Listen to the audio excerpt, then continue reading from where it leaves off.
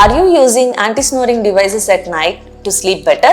These are not the permanent solutions for snoring. Snoring can be due to obstruction in your expiration at many levels. So the patient needs to be evaluated first for the levels of obstruction to treat the problem properly. This can happen from the nose to larynx, anywhere in your airway. Level of obstruction can be diagnosed with help of many investigations. One of the gold standard is the DISE, that is drug-induced sleep endoscopy.